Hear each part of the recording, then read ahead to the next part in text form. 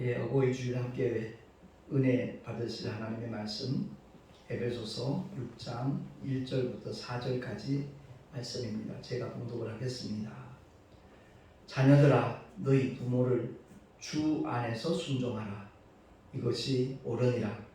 내 아버지와 어머니를 공경하라. 이것이 약속이 있는 첫 계명이니 이는 내가 잘되고 땅에서 장수하리라. 또 아비들아 너희 자녀를 노엽게 하지 말고 오직 주의 교양과 훈계로 양육하라. 아멘. 기도하겠습니다. 참 좋으신 하나님 아버지 감사합니다. 오늘도 주의 말씀에 귀를 기울일 수 있는 복된 시간을 주시니 고맙습니다. 하나님의 말씀에 담겨져 있는 놀라운 축복을 우리가 알게 해주시고 또한 누리게 해주시고 이웃들에게 나눠줄 수 있는 자리에까지 나아갈 수 있도록 주님 친히 역사하시고 우리의 삶을 주장하여 주시옵소서. 우리 구주 예수 그리스도의 이름으로 감사하며 기도하옵나이다. 아멘. 우리 어릴 때는 가정거래는 참 포근한 곳으로 이렇게 늘 느껴졌습니다. 어머니 그러면 언제 어디서든지 정말 우리 마음이 따뜻해지는 그리고 그리운 그런 감정이 되새겨지는 그런 단어였습니다. 근데 요즘 한국 사회 가정들을 볼 때 정말 전혀 생각지 못했던 그러한 사건들이 일어나는 것을 뉴스를 통해서 접하면서 세월을 아끼라 때가 악하니라 라는 하나님의 말씀이 너무 절실하게 다가옵니다. 한 천사가 세상에서 가장 아름다운 것 세 가지를 찾아오너라 라는 그런 명령을 받고 이 세상으로 내려왔습니다. 첫 번째는 갓난 아기를 가장 아름다운 모습으로 손꼽았습니다. 그리고 그 갓난 아기를 품에 안고 젖을 먹이고 있는 그 어머니의 모습이 너무 아름다워 보였습니다. 그리고 곳곳에 이렇게 펴있는 각양각색의 아름다운 꽃들, 이 세 가지를 이렇게 뽑아가지고 돌아왔습니다. 참 잘했다라는 칭찬을 받았죠. 그 일이 있은 후에 한 30년 가까이 지난 어느 겨울철 아주 추운 날입니다. 세상으로 다시 가서 네가 살펴봤던 그 세 가지를 다시 한번 확인하고 오라는 명령을 받습니다. 천사가 내려와 봤더니 그 아름다운 꽃들은 다 떨어졌고 앙상한 가지만 남아 있었습니다. 그리고 천사와 같았던 그 예뻤던 아름다운 아이는 청소년에게 친구들 잘못 만났는지 흉악범이 되어서 감옥에 투옥된 상태였습니다. 그리고 그 어린 아기를 품에 안고 젖을 먹이던 그 어머니는 그 추운 날씨에 여전히 자기 아들을 걱정하면서 두터운 손바지를 만들어 갖고 그 감옥을 향하여 바쁜 걸음을 옮기고 있었습니다. 그렇습니다. 꽃도 떨어지고요. 천사처럼 보이던 어린아이들도 변하기 마련이죠. 근데 세월이 지나도 변하지 않는 것은 자녀를 향한 어머니의 사랑인데 요즘 그렇게 느껴집니다. 이 말이 꼭 옛말이 되어가고 있지 않는가. 어떻게 자기 자녀를 죽음으로 몰아넣을 수 있는가.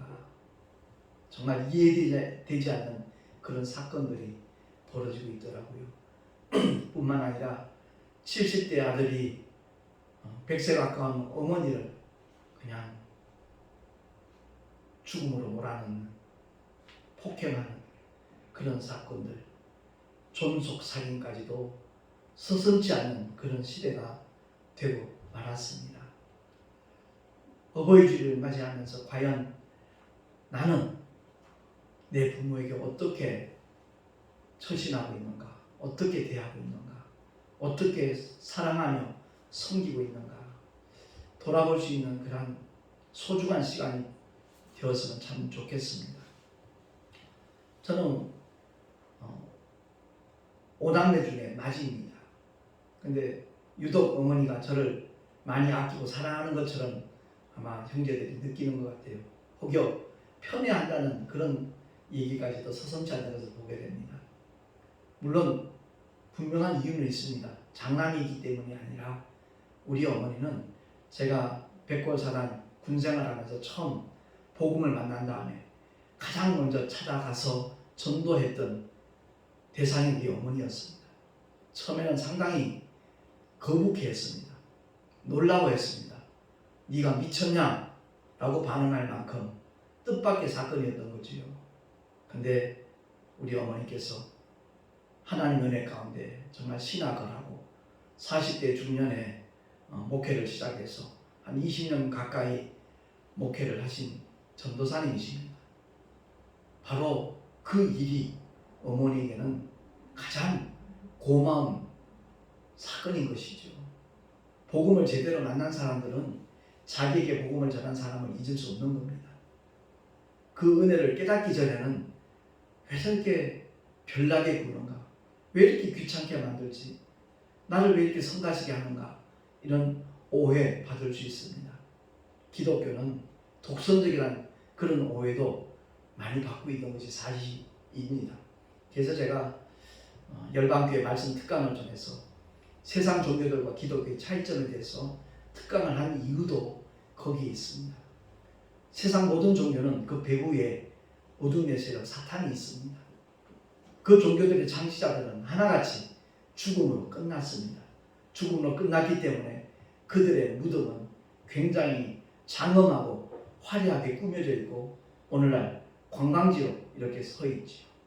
그러나 기독교, 예수 그리스도의 무덤은 빈 무덤입니다. 그는 사망 권세를 깨뜨리시고 사흘에 부활하셨기 때문에 그리고 모든 믿는 자들에게 부활의 산 소망을 주신 구주이시고 하나님이십니다. 그래서 예수의 무덤은 빈 무덤입니다. 엄청난 차이가 있는 것이죠. 죽은 자는 말이 없습니다. 그러나 산 자는 분명히 말씀합니다.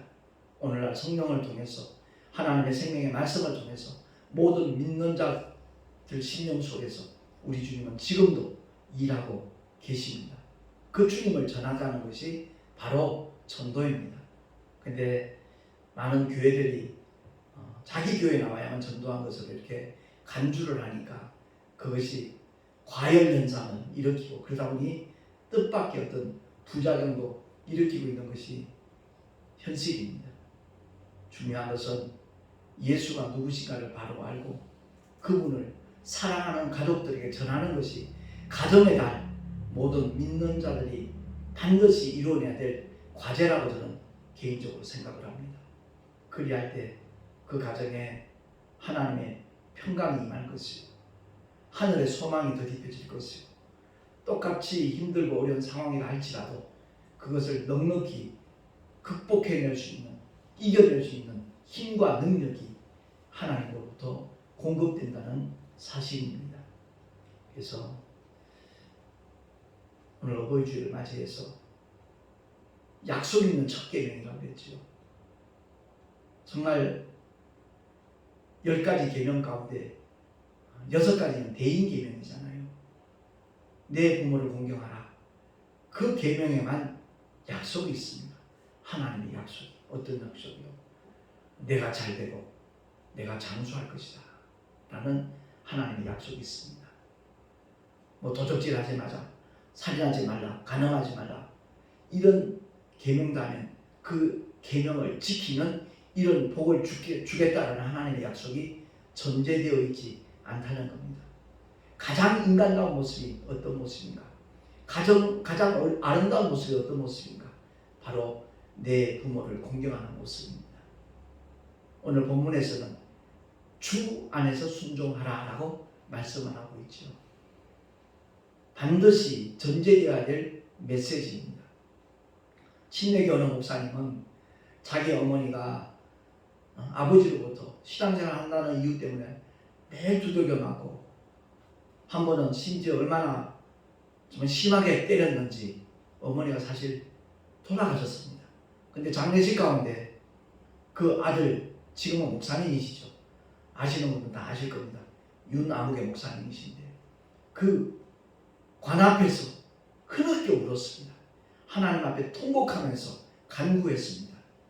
하나님께서 그 기도에 응답하셔서 분명히 장례식을 치르던 중에 그 이틀에 그 어머니가 다시 깨어나셨고, 결과적으로 그렇게 핍박하던 남편도, 그 윤 목사님의 아버지도 예수를 영접하고 구원받고 이 세상을 떠나는 그런 간증이 있습니다. 그렇습니다. 사랑하는 가족들에게 복음을 전하지 않는 사람이 있다면 그 사람은 정말로 제가 보는 관점에서는 너무 잔인한 사람입니다. 천국과 지옥이 실존할진데 어떻게 그들에게 복음을 전하지 않을 수 있겠습니까? 그래서 아까도 그 말씀을 드렸지만 제 어머니가 저를 가장 아끼며 사랑하는 이유가 있다면 바로 그런 이유라는 것이죠. 그리고 제가 목회를 하고 있으니까 더더구나 내년이면 70인데 택시 운전을 하면서 목회를 하니까 굉장히 마음이 안쓰러운가 보십니다. 그러다 보니까 더 기도도 하시고 물질이 있으면 더 돕고자 하는, 헌신하고자 하는 그런 마음도 생기니까 동생들 보기에는 그것이 편애하는 것으로 아마 비춰질 수도 있을 것입니다. 그래서 어쨌든 우리는 복음을 전하는 하나님의 사람으로 택하심을 받았고 부르심을 받았다는 것을 이 가정의 달에 다시 한번 인식을 하면서, 아직도 예수 믿지 않는 부모, 형제, 자매들이 있다면, 그리고 조카들이 있다면 그들에게 복음을 전할 수 있는 하나님의 사람들이 될 수 있기를 예수 이름으로 축원합니다. 사도 바울이 복음으로 낳은 아들이 있지요. 그가 바로 디모데입니다. 젊은 목회자였죠. 디모데후서 3장 1절에서 7절 말씀을 제가 일부러 이렇게 주보에 기록을 했습니다. 어떤 메시지를 전하고 있는지 우리 모두가 다 귀담아 들어야 될 말씀입니다. 내가 이것을 알라.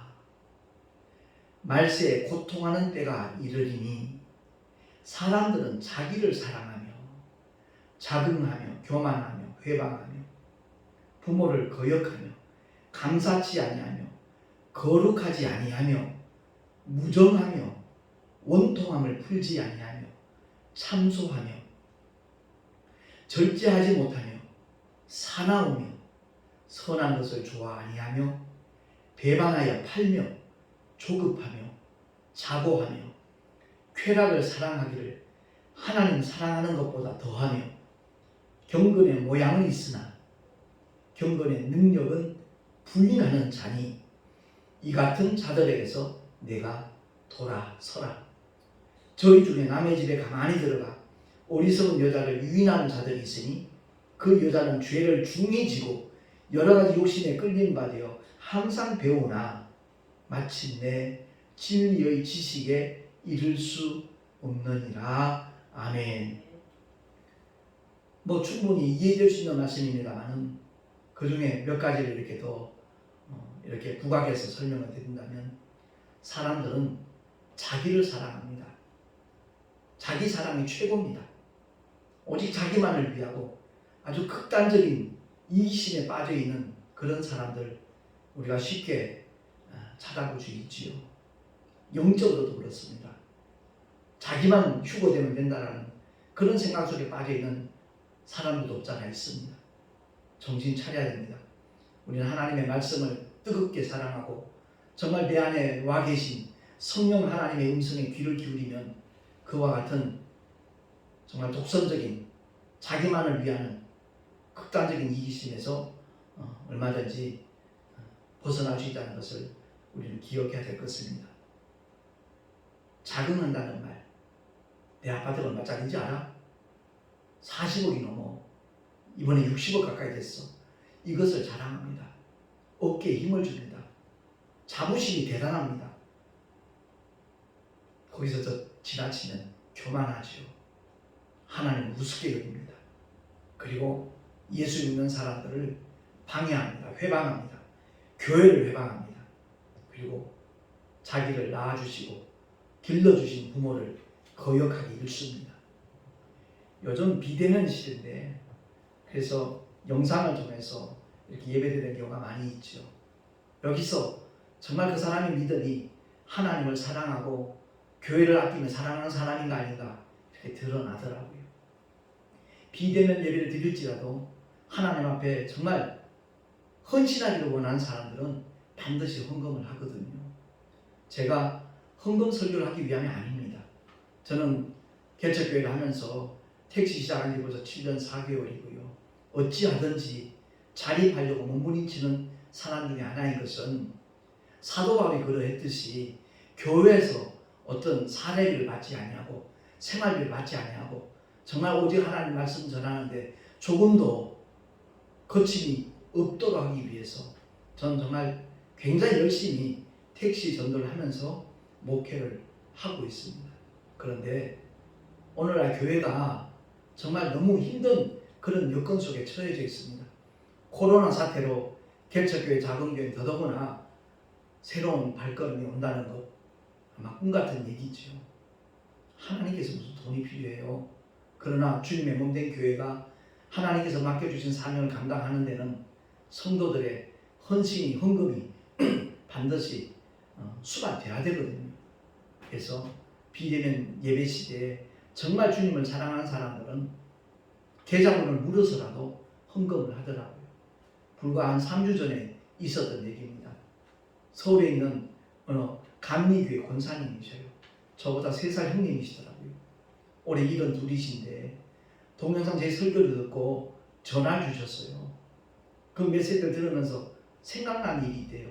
뭔데요? 그랬더니 자기가 젊었을 때 택시 전도를 하겠다고 하나님 앞에 약속한 적이 있대요. 근데 그 아까운 세월들 다 지나가고 이제서야 그 약속이 생각이 났다는 거죠. 기억이 나서. 직접 택시 전도를 할 수는 없지만 목사님 택시 전도에 동참하고 싶다고, 작은 금액이지만 후원을 하고 싶다고 그러셔요. 그래서 권사님 괜찮습니다. 그랬더니 아니요, 내가 하나님께 약속 지키기 위해서 그러는 건데 목사님 일러 주셔야죠. 그렇게 말씀하시기에 우리 송내 열방교회 그 노교 계좌번호를 말씀을 드렸더니 바로 헌금을 하셨더라고요. 저는 그분이 뭐 하시는 분인지 몰랐어요. 그러고 난 다음에 제 설교 동영상을 이제 문자로 이렇게 보내드리면 바로바로 찾아보시고 댓글을 남겨놓으셔요. 너무 은혜 많이 받았다고, 알지 못했던 것 깨닫게 해주셔서 감사하다고, 목사님 그야말로 택시 전도가 많은 영혼을 구할 수 있기를 바란다는 그런 내용과 함께. 근데 한 일주일이 지나고 난 다음에 제가 정말 모든 분들에게 공유하는 메시지가 바로 열방교회 말씀 특강이거든요. 그걸 3개를 보내드렸어요. 길지 않기 때문에 한 15분에서 17, 18분 되는 메시지라서 칠판에다 이렇게 제가 써가면서 이렇게 특강을 한 거라 대다수 사람들이 이해하기 좋은 그런 메시지거든요. 보내드렸는데 2, 3일이 지나도 확인을 안 하셨더라고요. 혹여 이 동영상이 그 권사님에게 불편한 그런 요소가 될 수 있을까 싶어서 제가 문자를 보냈습니다. 혹 권사님의 생활에 방해가 된다면, 성가시게 되는 그런 요인이라면 말씀해 주세요. 제가 안 보내면 되겠습니다. 했더니 장문의 문자가 왔어요. 피해라니요. 천만의 말씀입니다. 사실 저는 고물상에서 일을 하고 있습니다. 새벽 5시에 일어나 혼자서 이렇게 새벽 예배 동영상으로 드리고 난 다음에 집에 돌아오면 밤 8시쯤 됐다는 거죠. 너무 피곤해서 바로바로 즉시 목사님 동영상을 경청하지 못해서 죄송합니다. 용서하십시오. 이런 메시지까지 포함이 돼서 온 거예요. 제가 얼마나 송구했는지 몰라요. 너무 죄송했어요. 뿐만 아니라 그 권사님이 보낸 금액이 얼마나 큰 금액이라는 것도 제가 느낍니다. 요즘 코로나 때문에 택시 기사들이 한 달에 150만 원 벌기 힘들거든요. 근데 그 권사님은 그 연세에 고물상에서 하루 종일 일하는 거예요. 상차까지 하고, 아무튼 고물상에 관련된 모든 일들은 전부 다 감당을 하는 분이니까. 그래서 젊은 분들이 간혹 그렇게 묻는답니다. 힘들지 않으세요? 묻는데요. 그러면 하나님의 은혜로 삽니다. 그러면서 하하하 너털 웃으시나 봐요. 그럼 함께 웃는다는 거지. 그렇습니다. 정말 주님을 사랑하고 주님의 몸된 교회를 아끼고 사랑하는 믿음의 사람이라면 어떤 수단과 방법을 통해서라도 헌신하고 동참하는 모습이 가능하겠구나 하는 것을 제가 느꼈습니다. 감사치 않아요? 하나님께 받은 바가 내가 얼마나 큰데, 부모님이 그 어려운 시기에 나를 낳아주시고 길러주신 그 사랑과 내가 얼마나 큰데 감사할 줄 몰라요. 오히려 배역해요. 배반해요. 얼마나 무정한지 몰라요. 게다가 참소하는 자들이 얼마나 많은지 모릅니다. 제가 택시를 시작하고 난 다음에 가장 많이 들었던 얘기 중에 하나였거든요. 목사님 돈독이 올랐나? 왜 돈벌이에 나서? 돈벌이를 목적으로 했다면 절대로 택시는 선택하지 않을 겁니다. 하루에 12시간 이상 한 달 25일을 근무를 해서 매일 산학금 하루차기는 18만 원이 넘습니다. 25번을 넣어야 고작 월급은 160이에요. 요즘 코로나 시대에 손님이 많으니까 산학금 못 채워요. 하루에 만 원씩만 부족해도 25만 원을 뺍니다. 그러면 고작 130만 원 정도 수령을 해요. 누가 돈 벌기 위해서 택시를 하겠습니까? 그건 옛날 얘기죠. 합성도 할 수 있고 그랬을 때는 뭐 택시에 하면 뭐 1년 안에 집 한 채 산다는 얘기가 과장된 얘기가 아니었을 겁니다. 지금으로부터 한 40년 전 얘기입니다. 근데 지금은 꿈도 못 꿀 얘기죠. 뿐만 아니라 제가 택시 선교사 김정호 목사 새롭게 하소서에서 제작한 실화극장 드라마에 출연한 이유도 딱 한 가지입니다. 이 얘기하기 위해서입니다. 무슨 얘기인 거 아니? 전도를 하다 보면 교회 안 다니는 분들은 오히려 이 목사님 대단하셔요. 힘내세요. 존경합니다. 응원할게요. 그래요. 근데 믿는 분들 중에 중직자죠. 안수 집사나 권사님이나 장로님 정도 되면요. 진짜 목사님이세요? 물어요. 예, 그렇습니다. 했더니 아니 목사님 왜 택시를 하세요? 목회만 하셔야지. 그러시더라고요. 그래서 사도 바울은 천막을 만들면서 자비랑 목회하신 분입니다. 현대에 있어서 택시를 하든 택배기사를 하든 대리기사, 대리운전을 하든 전도하기 위해서 혹은 교회를 하기 위해서 그 일에 종사하는 목사님들이 있다면 오히려 믿는 분들이 더 격려해주고 기도해 줘야 되는 거 아니냐고 제가 반문을 하죠. 그랬더니 몇 분은 저희가 거기까지 생각 못했습니다. 죄송합니다. 그러 내리셨어요. 근데 2번 딱 겪었습니다. 택시 요금을 계산을 하고 내리면서 자기들끼리 하는 얘기죠. 참 말세는 말세야.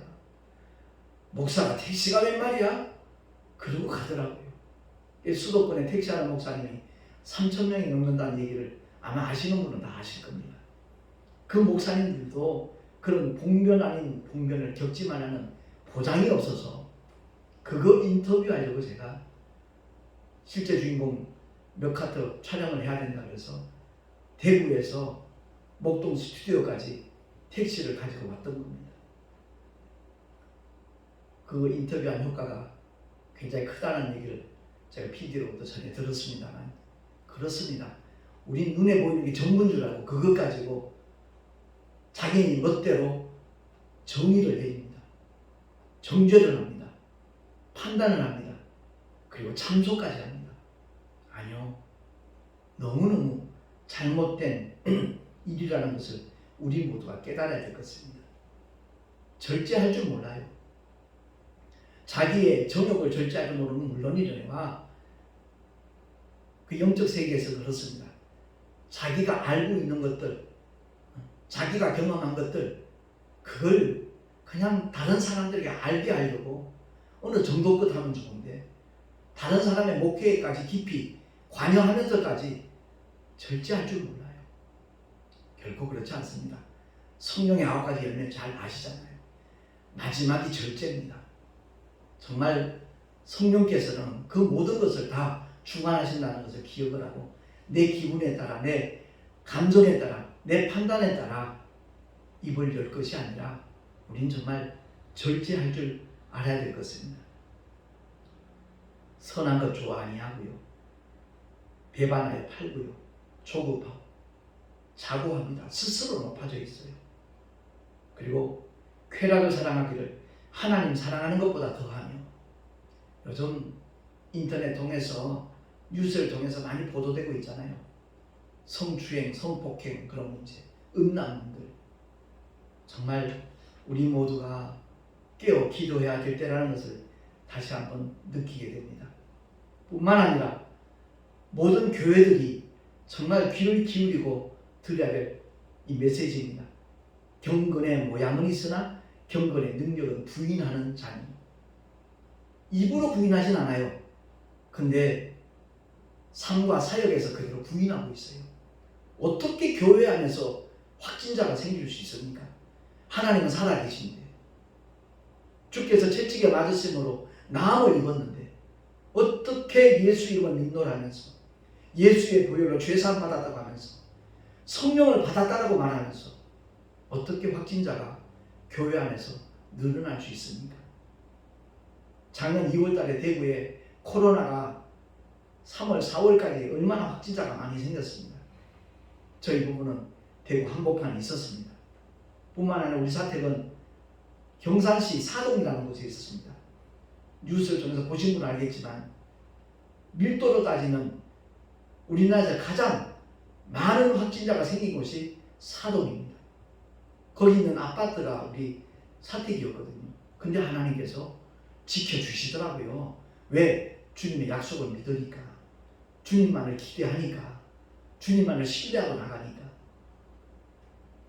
한국교회가 여러 모양으로 회개해야 될 부분도 많이 있지만 하나님의 능력을 상실했다는 것, 정말 우리는 가슴 치면서 통곡하면서 하나님께 회개해야 될 줄로 믿습니다. 경건의 모양은 있지요. 거룩해 보이고 고상해 보이고 우아해 보이고, 그런데 전혀 하나님의 능력은 나타나지 않는다면 정신 차려야 될 것입니다. 바로 사도 바울이 디모데에게 이와 같은 것을 명령하는 겁니다. 이 같은 자들에게서 내가 돌아서라 그럽니다. 그리고 아울러 코로나가 가장 많이 확산되게끔 만든 본거지라고 해도 과언이 아닌 신천지 있지 않습니까? 바로 그들에 대한 언급이기도 합니다. 저희 중에 남의 집에 가만히 들어가 어리석은 여자를 유인한 자들이 있으니, 누구죠? 그 이단들입니다. 기성교회에 가만히 들어옵니다. 몰래 가장을 하고 들어옵니다. 마치 착한 믿음의 사람인 것처럼, 헌신하고 충성할 수 있는 믿음의 주인공인 것처럼 잠입을 합니다. 그리고 결국 한 영은 미혹을 합니다. 거기에 꿰있는 사람들은 죄를 무겁게 집니다. 자기만 간 것도 아니고 자기가 다니는 교회 성도들을 또 한 사람 한 사람 이렇게 유인을 합니다. 여러 가지 욕심에 끌린 바 되어 그랬죠. 그 이만희 씨가 몇 명을 데려오는 무슨 포상도 하고 그랬던 모양이에요. 뉴스에 나왔던 얘기니까. 그래서 그 욕심에 끌린 바 되어서 그런 일들을 자행을 해봤습니다. 그리고 그 말씀에 나와 있는 그대로 항상 배웁니다. 얼마나 열심히 배우는지 모릅니다. 왜? 쇠뇌시키기 위해서. 근데 그걸 알지 못하고 열심히 그 배움의 자리에 있는 사람들은 정말 열심히 배우는데 진리의 지식에 이를 수 없습니다. 여기서 말씀하는 진리의 지식은 복음을 말하는 겁니다. 누구든지 진리를 알지니 진리가 너희를 자유케 하리라는 주님의 말씀대로 진리를 깨달아야 되는데 깨닫지 못합니다. 저는 개인적으로 신천지도 심각한 문제지만 하나님의 교회 더 심각하다고 저는 그렇게 보고 있습니다. 그 교주 안산홍 씨가 죽고 나니까 그 부인 장길자 씨가 하나님 어머니랍니다. 택시 안에서 만난 손님들에게 이런 얘기 가끔 주고받으면 그건 믿는 사람이 있냐고 해요. 예, 자그마치 30만 명이 넘습니다. 그리고 한국교회가 잘못된 방향으로 달리는 바람에 너나 할 것 없이 앞다퉈서 과도하게 무리한 건축을 해서 은행 경매에 넘어간 큰 교회들 건물들을 하나님의 교회가 전부 다 사들였습니다. 정말 우리는 하나님 앞에 깨어 기도해야 될 때이고 지난 날을 정말 통해 자복하면서 회개해야 될 그런 시점에 와 있다는 것을 우리는 알아야 될 줄로 믿습니다. 가정의 달, 복음이 내 가정에 미치지 못한다면 내 이웃들에게 나뉘어질 수가 없거든요. 그래서 제가 디모데후서 4장 2절 3절 말씀을 또 주보에 기록을 했는데 우리 한 목소리를 한번 봉독을 하겠습니다. 시작. 너는 말씀을 전파하라. 때를 얻든지 못 얻든지 항상 힘쓰라. 범사에 오래 참음과 가르침으로 경책하며 경계하며 구원하라. 때가 이르리니 사람이 바른 교훈을 받지 아니하며 귀가 가려워서 자기의 사욕을 좇을 스승을 많이 두고 그 귀를 진리에서 돌이켜 허탄한 이야기를 좇으리라. 아멘. 그렇습니다. 진리의 말씀이 증거되는 곳에는 사람이 별로 없다라는 얘기를 어느 목사님이 탄식하면서 하시는 말씀을 제가 들은 적이 있습니다. 하나님의 생명의 말씀. 쉽게 표현해서 신본주의 목회를 하면 사람들이 많이 안 온다는 거죠. 사람들의 비에 맞춰서 인본주의 설교를 하면 사람들 귀가 가려우니까 많이 모여들 수 있다라는 얘기입니다. 그리고 오늘 본문 가운데 디모데후서 4장 2절 말씀 중에 때를 얻든지 못 얻든지 항상 힘쓰라라는 이 말씀을 오해하는 그런 성도들이 의외로 많이 있더라고요. 인천에도 그 터미널 앞쪽 그 사거리에 보면 아울렛이 하나 있습니다. 그 아울렛 길 사거리에 서서 불신, 지옥, 예수, 천당 앞뒤로 붙여놓고서 춤을 추면서 전도하는 한 남자분이 있어요. 한 50대, 60대 정도 된 것 같은데 그분은 기뻐서 즐거워서 어찌할 줄 모르는 그런 춤을 추면서 자기 나름대로 전도한다라고 생각을 하겠죠. 이 말씀의 의미를 우리 바로 알아야 돼요. 때를 얻든지 못 얻든지 항상 힘쓰라는 말은 그들에게 복음을 제대로 제시하라는 거지 혼자서 자기 도취 되어갖고 전도하는 것 그걸 말하는 게 아니에요. 위화감을 느끼게 만들어서는 안 됩니다. 거부감이 생겨서는 안 되고요. 세상 사는 모든 사람들에게 이질감을 느끼도록 해서는 절대 전도의 효과 발생할 수가 없지요. 저는 예수 믿는 사람이고 목회자로서도 저거 정말 난감하다. 정말 저분이 깨달으면 좋겠다. 자기가 아는 모든 사람들에게 자기 자신의 변화된 모습을 먼저 보여주면서 그들에게 온전히 복음을 제시할 수 있는 그런 사람이 된다면 얼마나 많은 영혼들이 주께로 돌아올 수 있을까. 자기는 나름대로 충성하고 있지만 복음에 걸림돌밖에 되지 않겠다. 그런 느낌이 들더라고요. 그렇습니다. 혹여 받은 바 은사가 다르고 믿음이 다르니까 이렇게 치부할 수도 있겠지만 성령은 한 분 하나님이십니다. 우리 주님은 한 분이시고요. 성경도 하나고 교회도 하나입니다. 모든 교회가 주님의 특성을 다 공유하고 있어야 돼요. 성령께서 주시는 생명의 말씀을 주일마다 예배 때마다 강론할 수 있는 주의 종들이 더 많아진다면 하나님은 더욱더 기뻐하시며 영광을 받으시고 더 많은 영혼들이 구원에 이를 수 있도록 역사하여 주실 줄로 믿습니다. 기도하겠습니다.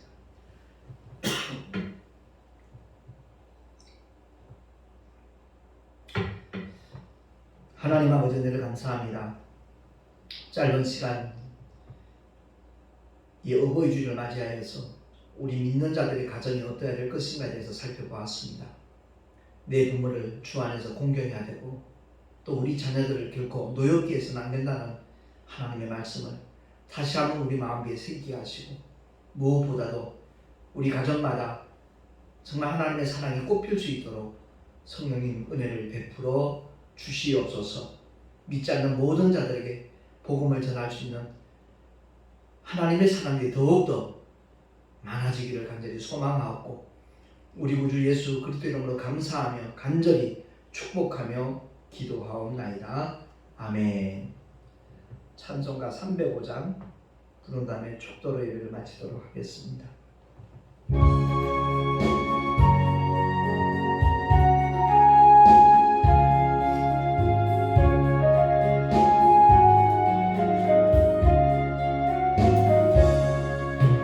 사철의 봄바람 불어있고 하나님 아버지 모셨으니 믿음의 반석도 든든하다.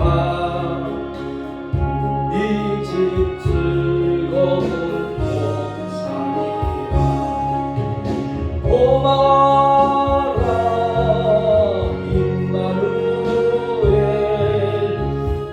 예수만 섬기는 우리 집 고마워라 임마누엘 복되고 즐거운 하루하루 어버이 우리를 고이시고 동기들 사랑에 뭉쳐있고 기쁨과 서름도 같이하니 한간의 조가도 천국이라 고마워라 임마누엘 예수만 섬기는 우리 집 고마워라 임마누엘 복되고 즐거운 하루하루 아침과 저녁에 수고하여 다같이 일하는 온 식구가 한 상에 둘러서 먹고 마셔 여기가 우리의 하늘이라 고마워라 임마누엘 예수만 섬기는 우리 집 고마워라 임마누엘 복되고 즐거운 하루하루 아멘. 하나님 아버지 은혜를 감사합니다. 주님을 예배하며 11조와 감사헌금과 선교 예물 그리고 주일헌금을 주님 앞에 드렸습니다. 드린 손길들마다 주님 일일이 기억해 주시고 그들의 삶의 현장에서 일마다 때마다 주님 함께 하시는 증거들을 아름다운 복과 기사와 이적으로 보여 주시옵소서. 이제는 우리 구주 예수 그리스도의 크신 은혜와 하나님 아버지의 놀라우신 사랑하심과 보혜사 성령 하나님의 내주교통 인도하심과 축복하심이 또한 교통하심이 오늘 주의 말씀을 듣고 그리스도의 가정답게 하나님의 사랑이 넘치도록 은혜가 넘치도록 그렇게 살아가리라 결단한 하나님의 사람들 머리 위에 그 가정과 자녀들과 경영하는 모든 일들 위에 또한 주께서 비록 앞서서 세우신 주님의 모든 교회들 위에 이 나라 이 민족 위에 지금으로부터 영원토록 함께 계실지어다. 아멘.